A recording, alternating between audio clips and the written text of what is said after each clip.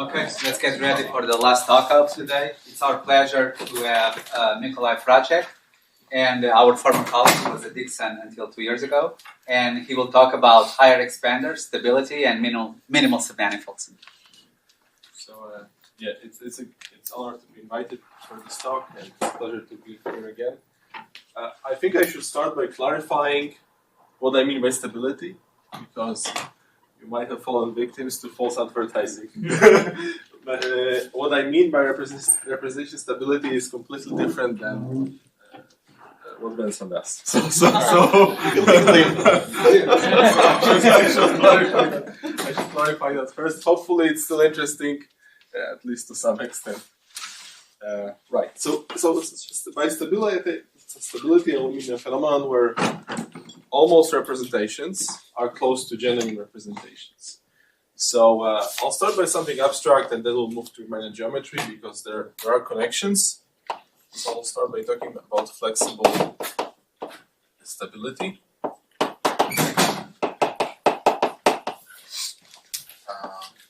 And I think next week Alex Boski will be visiting, and we'll probably talk about stability, representation stability in a similar sense. So we consider a group generated by a finite set S and given by a finite set of relations R. So both of them are finite. And I want to consider actions of gamma on finite sets, which are almost actions. So formally we define them as follows. Let Fs be the free group on symbols from S, and I will write N for the set of N elements 1, 2, N. And we'll have a map. We'll have a genuine representations from Fs to the symmetric group on this N element set, so acting on this finite set, and we'll say that it's epsilon almost representation, and I will mean representations of some group which should be clear from context. So gamma, if the proportion of points where you see that this is not really an action of gamma, so I'm counting i's in this N element sets where there exists some relation R in R, such that we can witness that something went wrong, and this R, which should be acting trivially because it's a relation, actually moves I. It's not equal to I. So we want to know that this set is pretty small. Sorry, yeah. Is that for all R or there exists R? For all, sorry. Yeah, so for R, there exists R. I think I said it, but I wrote something different. If even one relation fails, we declare this point to be bad. And we want to know that this number of those points is pretty small compared to the size of the set. So a problem occurs, but only on epsilon proportion of the space. Okay, and this is what almost representations are. And there's also a geometric way, more kind of topological way of seeing epsilon almost representations. So you can also understand them using almost covers. And I want to say that because when we'll go to the Riemannian analogs of flexible stability, this picture will generalize better than this one. So I can look at Y, which is a finite simplicial complex.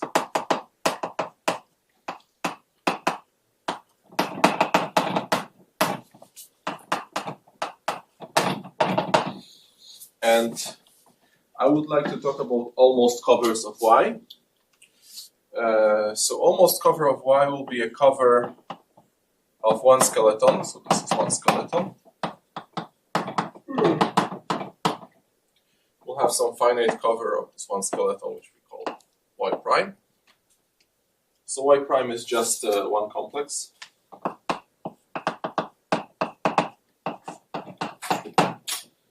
And we will say, I won't be writing formulas.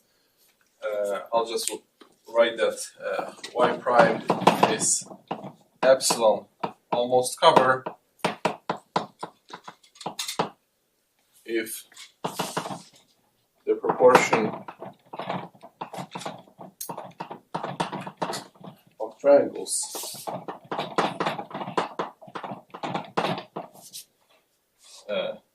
triangles in y prime that do not close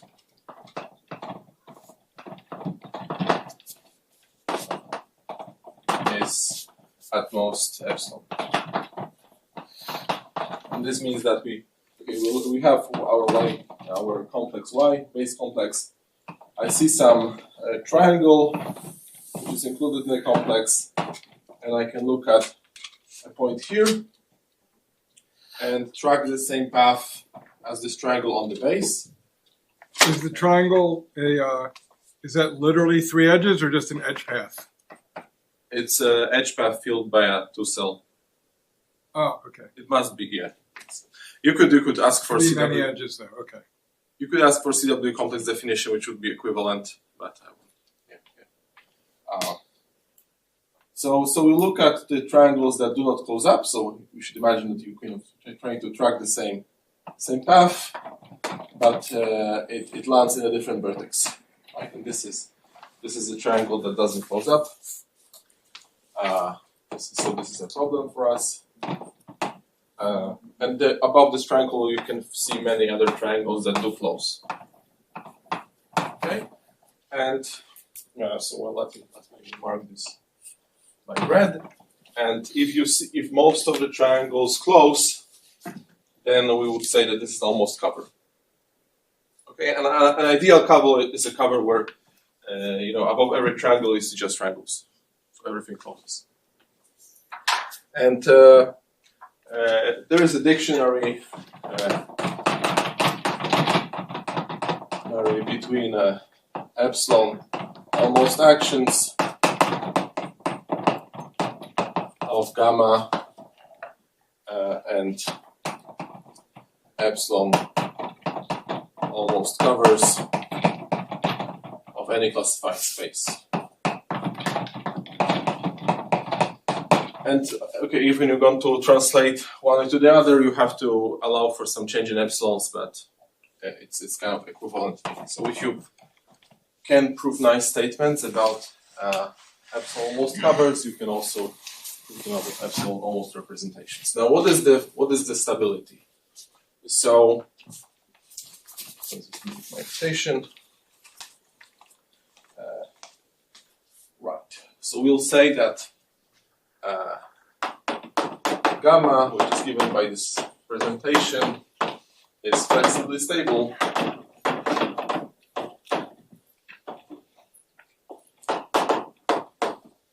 if for every delta positive there exists an epsilon positive with the following property. So for any almost epsilon almost representation,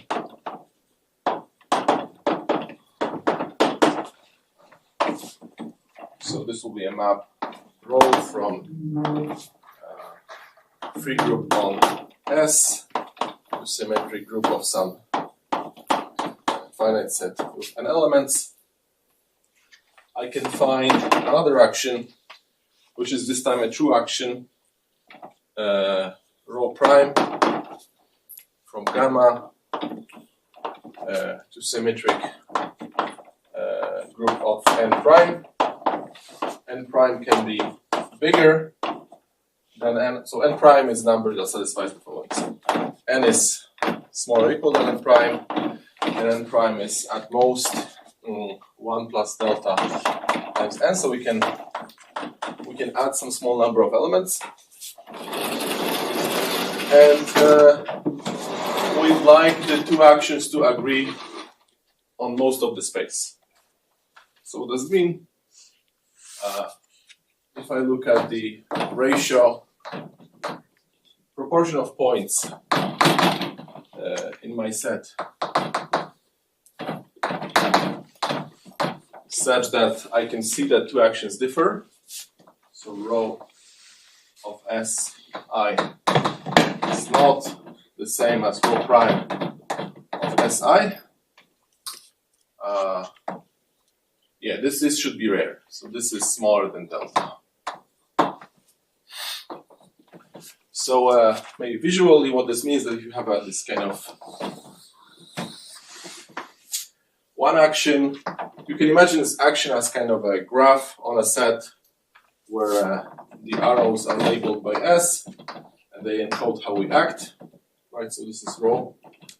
And most of the time, if you have a relation in R, this kind of closes up as we expect, but there is a small part of the space where the relation might not produce closed path.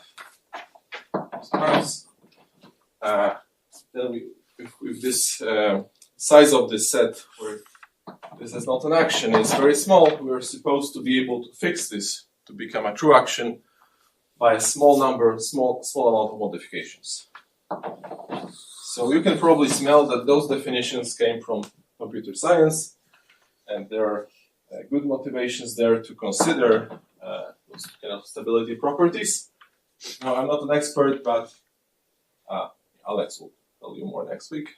Maybe. I'm not sure what we'll be talking about, but there are connections between this and error correction. Okay, yeah, so you kind of modify, and now it's a good action. Okay. So this is flexible stability. Flexible stability so far, in every case, it's either trivial to prove or we don't know. Oh yeah, sorry. There's one case where it's difficult. To prove. So maybe let me tell you about some motivation to consider this property, which comes from geometrical theory. So maybe some of you have heard about the problem of sophicity. So I quickly define what it means for a group to be sophic.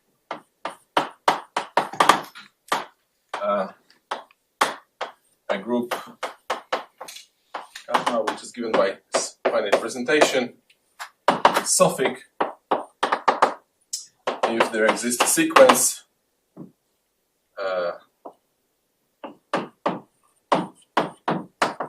rho n, rho I, almost actions, so those will go from free group on S to symmetric group on I.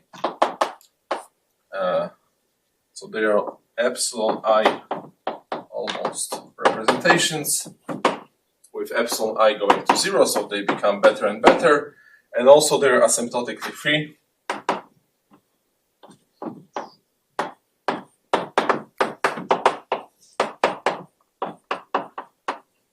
And this means that I'll write it quickly here. You won't see. This means that for every element in the group, it's supposed to move almost every element of the set. So the proportion of points which are fixed by gamma. So rho I gamma, I should switch to J. It's equal to J. This goes to 0. And note that, okay, formally it's a free group that's acting, but because for most points this is unambiguous, because we are in a sequence which we have almost representations, this condition is well defined. So maybe in words, sophic groups are groups where you can kind of model their geometry on finite spaces. And Gromov has this question, which is still unsolved, although people expect what the answer. Are all groups sophic? So do all groups admit those approximate finite models? Go ahead. Yeah. You want gamma to be not the identity? Yeah. Yes, thank you. Yeah. Identity will act trivially.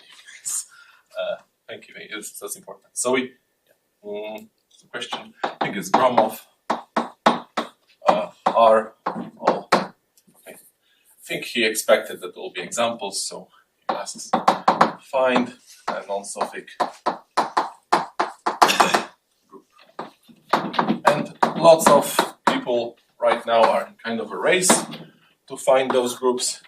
There are different approaches. If you have heard about this breakthrough in quantum computation theory, RE equal MIP star, this is in some sense a measurable analog or von Neumann analog of this problem, which was solved in negative. So there is a natural generalization of this problem to von Neumann algebras, where the answer is that there are non-sophic things, so things that cannot be approximated by finite algebras. Okay. So I can ask you about on the other board.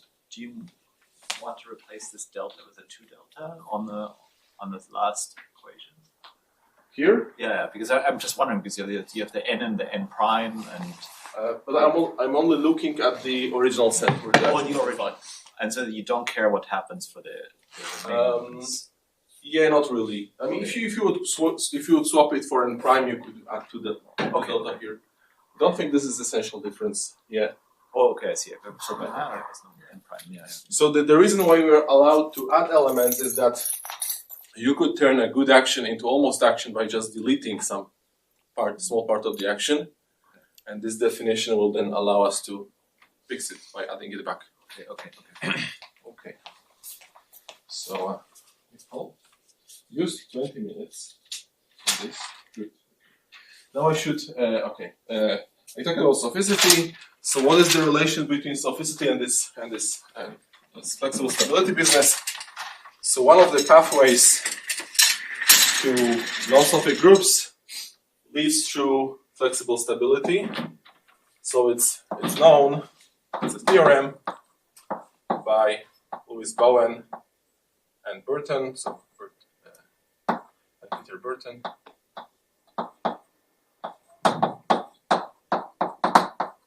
If SL D Z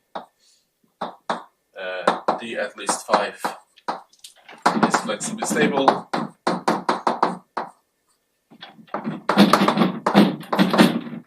then there exists a non-sophic group.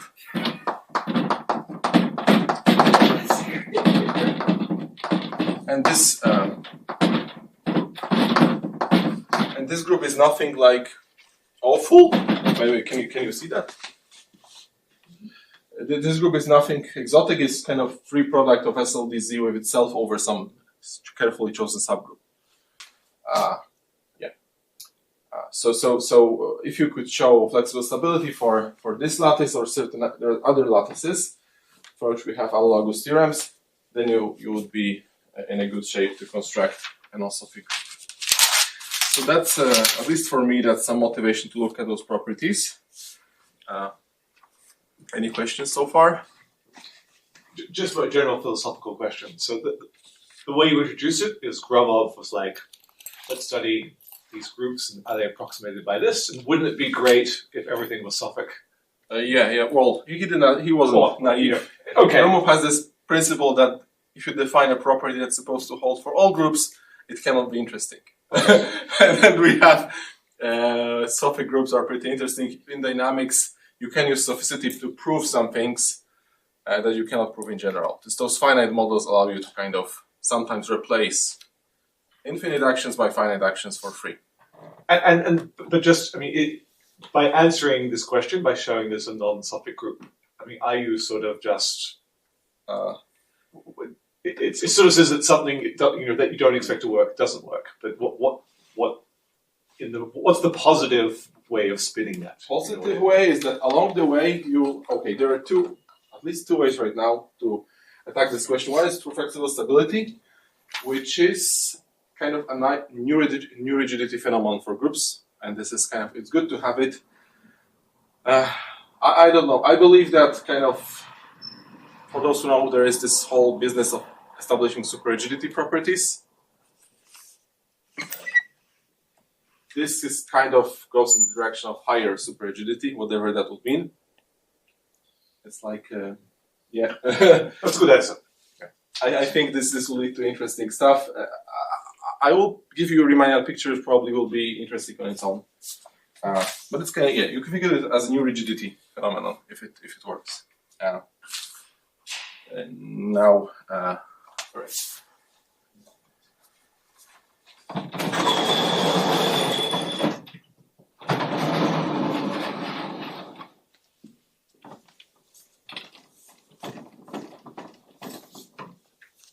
Also in dynamics, there are many situations where you build some object which is approximate and you want to upgrade it to object which is fully correct.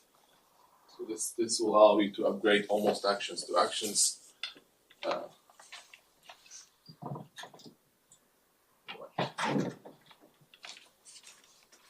So let me give you some examples of where we know that group is flexible stable and where it's not.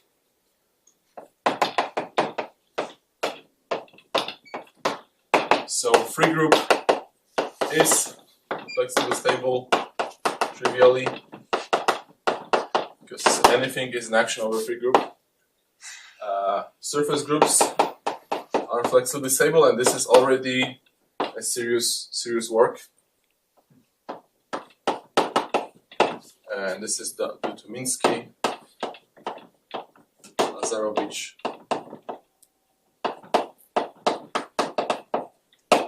and Levitt. Now, those are positive examples, but in some sense, for both of those, the reason why they're flexibly stable is that you can cook up so many actions that everything can be approximated. There's, for example, no property T group which is known to be flexibly stable yet. Negative examples were first found by Joanna, so Fm cross Fm and M bigger or equal to is not flexibly stable.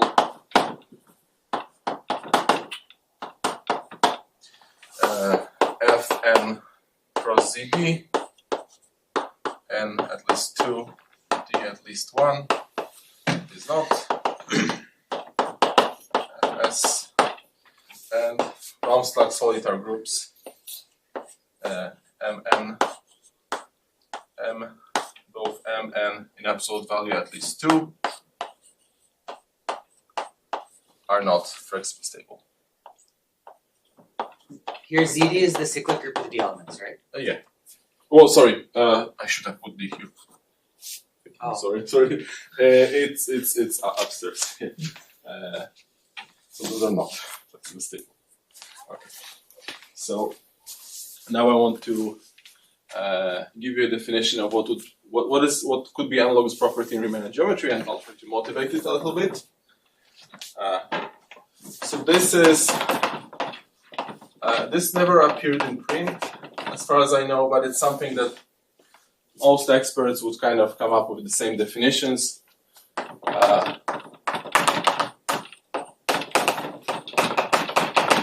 It is not clear yet that Riemannian flexible stability will be more useful than just discrete one, but I'll try to convince you that this might be the case.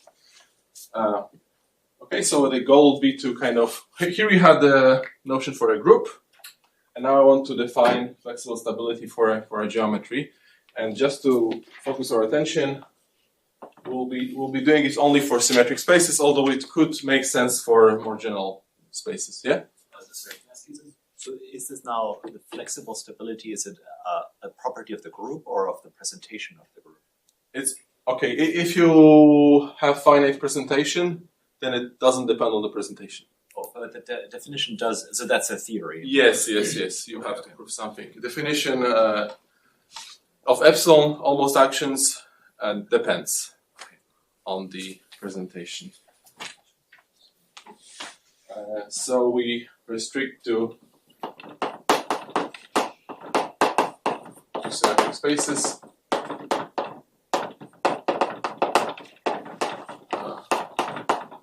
So an analog of non-positive curvature. I won't write it. But, So let X be a symmetric space. So for me it's always G mod K, where G is a semi-simple Lie group and K is maximal compact.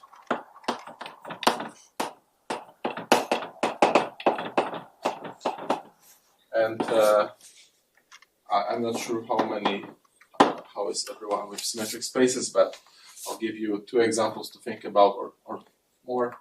So for example, H and real hyperbolic n space, octonionic plane, which will play some role later, or symmetric space attached to SLN, so space of positive definite matrix, symmetric matrices. SLN are mod not symmetric, it's positive definite. SON. So you can think about this. So first I want to define what would be locally symmetric space with boundary.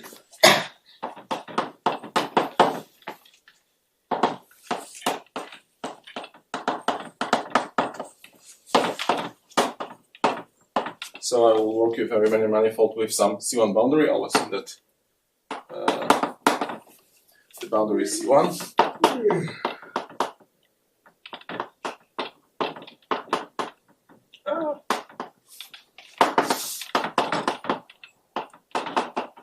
Will be locally X if for every point P in M you can find some epsilon positive such that this is the ball around around P in M of radius epsilon is isometric to some ball in X of radius epsilon, but you might have to cut with W, and W is closed.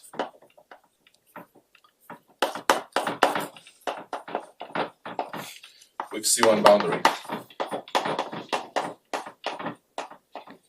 So those are manifolds that that locally you cannot distinguish them from genuine locally symmetric spaces with boundary.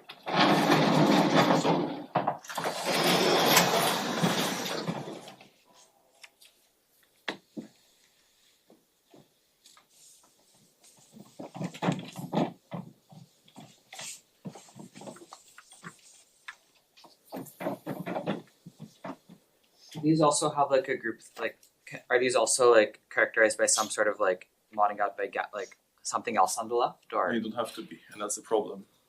That's yeah. They're kind of in the same relation to honest local symmetric spaces as almost action to actions, and that's why we want to look at them. So I'll give you some examples how we would construct them, and in a way that this you can see that this is not just a subset of a true local symmetric space. So for example, you can do something like this. You can take 2 nice local symmetric spaces, take some closed loop copy of same isometric closed loop in both. The loop doesn't have to be, oh, let's say it bounds a disk. It doesn't have to be in the same place. Okay, and I can now do kind of a portal where if you enter this loop from this side, you leave here, and if you enter it from here on this copy, you leave here. Okay, if anybody played Portal, it will be clear what it does. And in this way, you construct, this is kind of a, not yet what we want, because the boundary here is not C1, it's like a codimension to submanifold, but you can then cut out something slightly thicker, like a donut, and then you will find, this will be a locally symmetric manifold with boundary, which is its universal cover has nothing to do with bubble. Locally looks like X, but this is not a subset of, this is not a closed subset of local symmetric space. Okay, so these are surfaces, and you're cutting out holes and gluing them. These are three manifolds. I'm These are cutting out three donuts manifolds. from three manifolds. Sorry? Those are three manifolds. We can think of it as three manifolds. And you're cutting out donuts in both. Uh-huh. And then you're declaring that if you enter donut from this side here, you're leaving this donut here. And if you enter it here, you leave from here. So you kind of cut, you put a portal in the middle of the donut. You cut the space here and reglue them to connect them. You take an embedded disk. Yeah. Cut along the embedded disk and then glue them together. Yeah. So it's locally like a branch cover of a hyperbolic three space? Locally, it's like a branch cover. And you can also do this by taking branched covers and thickening the branching locus, removing it. And you also obtained something that is locally symmetric space with boundary, which is, you cannot realize it in general as a subset of true locally symmetric space. I see. Okay, so you could take a branch cover and then remove a neighborhood of the branch locus and get something locally hyperbolic with boundary, for example. Yeah. Yeah, and now the question will be, okay, flexible stability would say that actually those constructions like this, kind of the only way we can do this. Everything will be easily fixable to be a true locally symmetric space. So let me define first an epsilon almost X manifold is defined by the condition that the volume of one neighborhood, so I'll write it like this, n delta m1, this is smaller than epsilon times the volume of m. So kind of thickening this to avoid some uninteresting problems. And okay, this is almost X manifold. This one is just you need to fix some constant. And we say that X is flexibly stable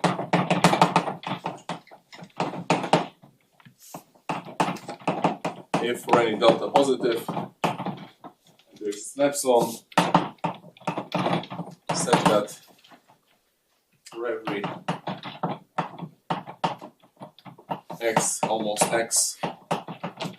epsilon almost X manifold M with boundary delta M, not delta, partial M, you can find, we can cut out a proportion. So maybe we'll write and then I explain.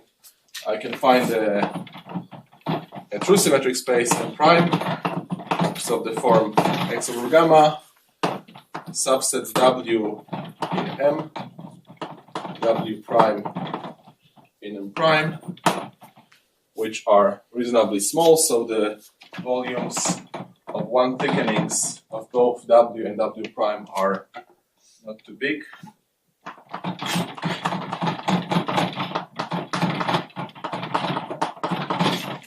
So this would be less than delta times volume of M. Such that after cutting out those two sets, what you left is isometric.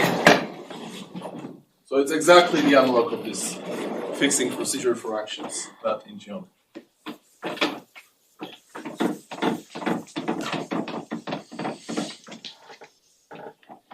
So we want to know that M without W is isometric to M prime without W prime. Okay. So in every picture I drew, this is the case because, for example, here, in order to fix that X almost manifold, you would be cutting out W, which is kind of a convex hull of those donuts. And after you cut it out, you don't no longer see that this is like there is some proper branching. This thing is isometric to interior of two disjoint copies of genuine locally symmetric spaces. Okay, and flexible stability would predict that if your branching, or we can call it branching locus or the boundary, is very small compared to the volume of the ambient space, you should be able to fix that and make it into a true locally symmetric space. So there is a relation between Riemannian flexible stability and ordinary flexible stability. So this is, I never published this because I cannot prove flexible stability for any Riemannian symmetric space yet. So F 2000, I don't know, question mark. That if X is not a product, so it's irreducible, and not not Hn or Hcn, so it's not a real or complex hyperbolic space, then flexible stability would imply that lattices in isom X are flexibly stable. So, for example, if you could prove that this symmetric space for n at least 5 is flexibly stable in that sense, you would get nonce of a group. And why it might make sense to look at this Riemannian unlock instead of the original problem?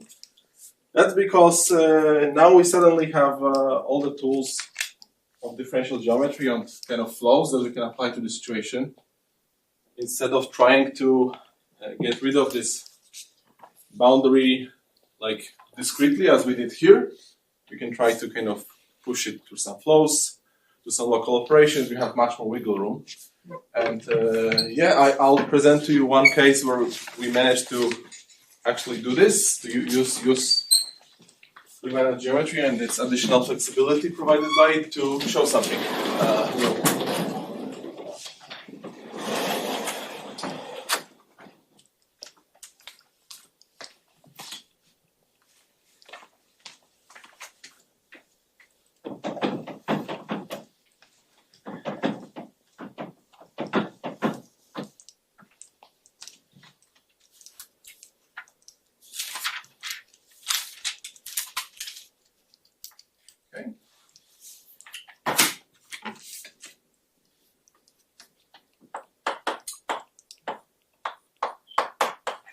So this is joined with Ben, who is here. 24, right? It's an archive already. So we show that some types of those locally X spaces with boundary, they can really be fixed to be true locally symmetric spaces, and those are exactly those that come from branched covers. So the statement will look somewhat different. But I'll explain. So let M be a compact hyperbolic hyperbolic or octonionic hyperbolic octonionic hyperbolic manifold.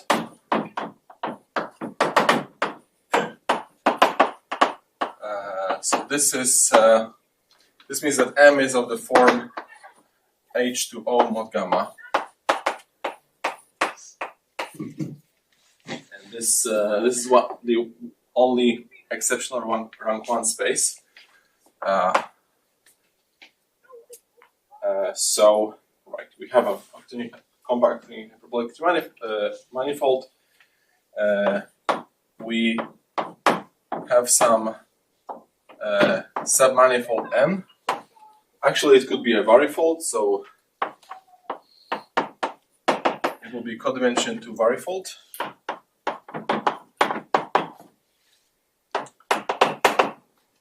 With 14-dimensional volume of n less than some small constant alpha times volume of M. So alpha is a constant that will depend only it will depend only on the symmetric space and the systole.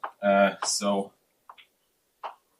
you can forget maybe about the systole for a moment. It's probably independent of the systole, but it will be a great pain to write a proof which wouldn't depend on the systole.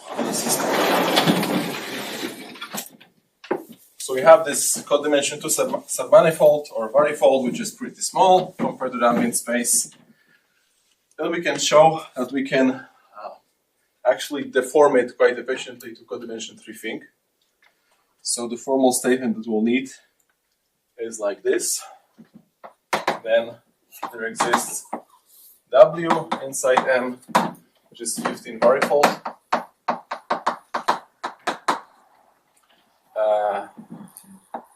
Another codimension 2, it's another subset N prime, which is actually codimension 3. So I could maybe say it's 13 varifold, but it could be less. So codimension 3 with the following properties. So first, 15-dimensional volume of W is less than some constant times the 14-dimensional volume of N. Second thing, 13-dimensional volume of 13-dimensional volume of N prime is finite. So I wrote it codimension 3. This is what we really mean, that 13-dimensional Hausdorff measure of this set is is finite. Both N and N prime are contained in W. And the most important property is if I look at fundamental group of M without W, which could be mapped into both fundamental groups of M without N and M without N prime. What did I write? M without N. Actually, I forgot. What the slash goes like this? And prime. So this you'll note that this is actually the same thing as pi 1 of N because it's codimension 3.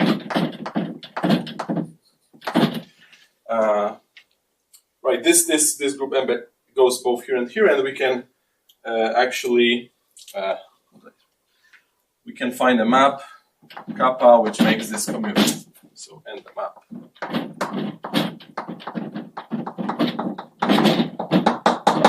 So we have this submanifold N, which is codimension 2, and we should imagine this is like a branching locus. And then I can kind of cut a little bit more of the manifold, this 15-dimensional subset W, to connect N to N prime. N prime will have dimension 13 or less, so it's codimension 3. And this property will imply that every branched cover that I can tie around N, after cutting out W, I can tie it around N prime. This is what it means on kind of topological level. So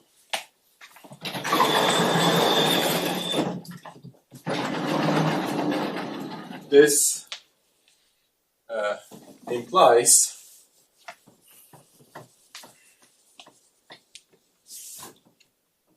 corollary is that flexible stability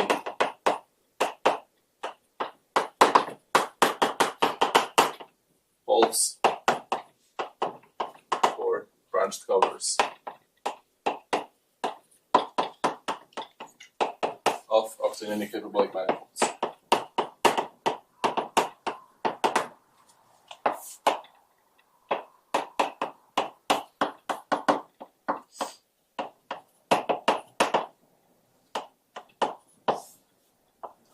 So this is a little bit technical.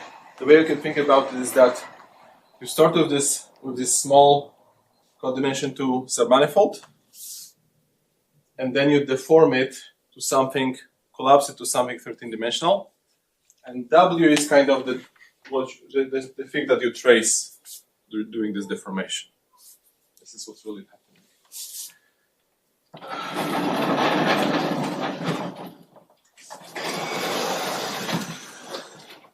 Yeah. Sorry. Your definition of flexible stability, I thought it was for a symmetric space. Yes, so this is a shorthand for saying that this conclusion holds for the manifolds with boundary that come from branch covers. Oh, So it's not saying anything about flexible stability. not in general. Oh, okay. Like we are missing something. Actually, I think the difference between stated for branch covers and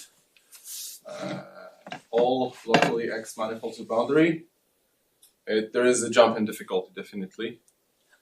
But it's still a kind of a good progress. Like this property, there's analog. This is kind of like a weaker version of flexible stability, which is proven for some discrete subgroups, but none of them so far. It wasn't known for any lattice in a semi-simple group, except those which are known to be flexibly stable. So free groups or free groups. Now I want to write a kind of simpler statement to this one with simpler proof, which kind of is something that we proved before, and then we realized that our methods can also show this. So this will be something about minimal submanifolds of octonionic hyperbolic manifolds.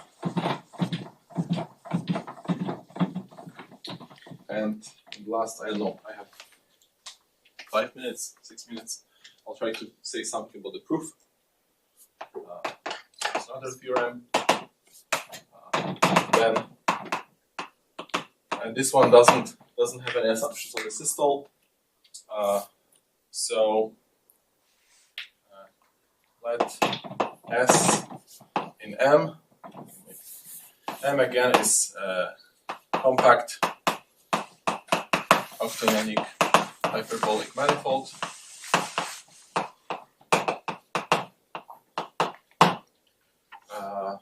Then every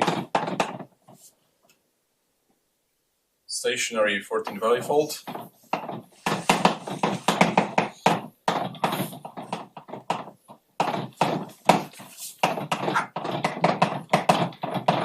S subset S containing M satisfies that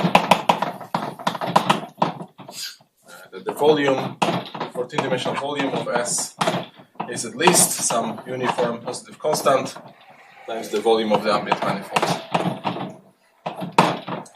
And if you are not familiar with stationary manifolds, then you can swap it for a minimal submanifold.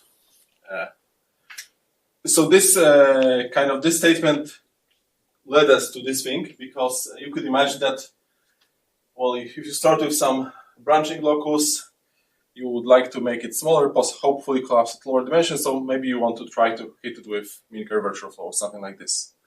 And if this thing converges to actual minimal codimension 2 submanifold, which is small, this kind of approach is failed to doom, right? You cannot do anything more if it's already minimal. You cannot. Maybe you could hope to deform it to a smaller volume, because it might be minimal but not for volume minimizing, but kind of. So what is the homology ring, or the homology of that octonionic manifold? So what is H14? Is it zero? H14? Yeah. The fourth dimension homology zero, with zero, integer zero. is zero. This is known. This was known before by work of Benson and Connell and Wang. And actually, this paper And was inspiration H13? for us. And H13? 13? Yeah. Also 0, I think. Also 0, but it's more delicate. So then, in your theorem, why couldn't you further reduce the... You reduce from 14 to 13, right? Yes, yes. Why couldn't you go to whatever? 12? I don't know, 2. You know, something like that. There is... Or 10. Yeah. Okay. What is the conjecture? At least we should get at least 1 dimension more. Okay, so the optimal should be what, 12? For our method, 12. And maybe then you could go further, but What is the first homology group that doesn't vanish if you start counting? I'm not So sure H14 seems to be 0, H13 is I'm 0. not sure this is known. H12 is what? Does Benson? But, It should be not zero. H12 should be not zero. okay. but So real maybe coefficients or any, I don't because finite coefficients are not a problem because the representative could be big. This would be allowed by this theorem. Yeah, let's do with C2. It's fine. This non-vanishing homology in C2 is not a problem for this theorem because the representative. This would just say that representatives of the homology class are always big.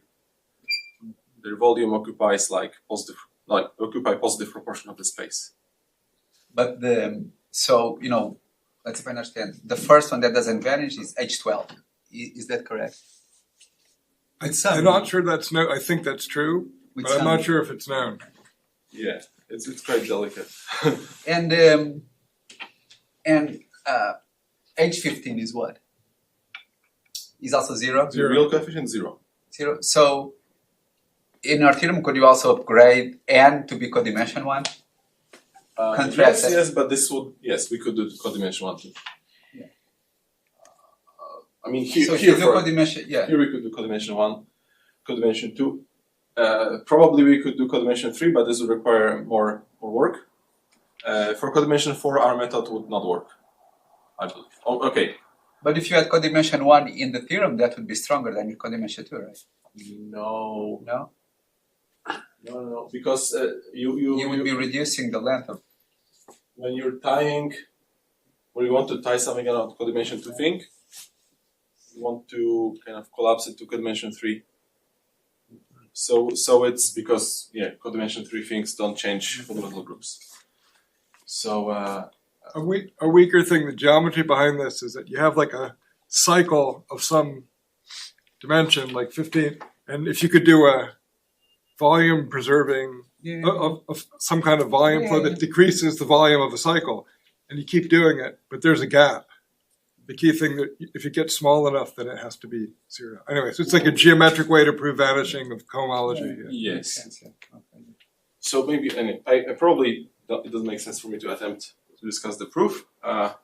It uses a tension between monotonicity estimates in those in octonic hyperbolic symmetric space versus spectral gaps for Laplacian, which is uniform for all manifolds of this type. So it's kind of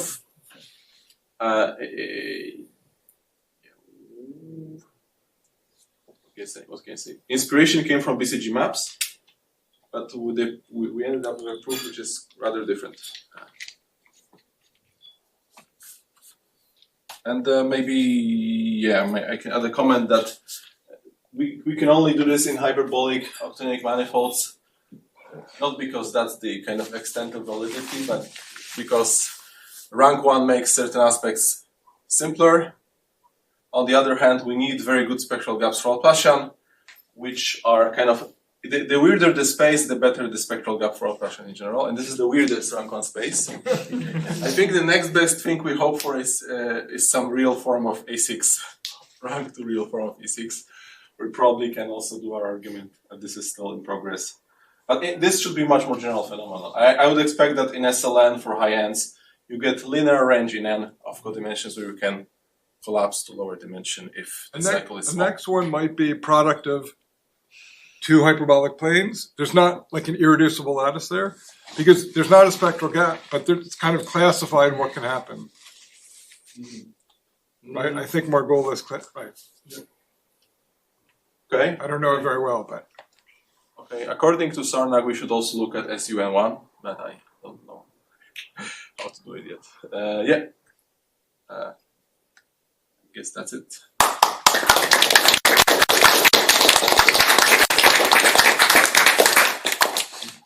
So you could also state your theorem with Ben, as in if you have a map from M to a surface, then one per image must be. Yeah, I didn't get to that. But we prove linear waist inequalities in the range of codimension where this phenomenon happens. Or this. Per images, yeah. Actually, it's kind of more forgiving for that problem sometimes. So was the homology vanishing? Was it for lattices too? I thought like it was just for infinite volume ones that you had the vanishing up to like codimension 3, but So- for lattices also do you? Yeah. Real cohomology vanishes in Okay. certain range of dimensions. Of cohomology finite coefficients, I don't know and I kind of don't expect it. But I it's not like I have a counterexample. But yeah, as I said, for this theorem, like existence of cohomology with like with finite coefficients in finite field is not a problem. It will just inform you that any representatives of those homology classes would have to be big. This is kind of phenomenon that is interesting from the point of those error correcting codes. That you can allow non-vanishing cohomology classes, but as long as they have big support. It's kind of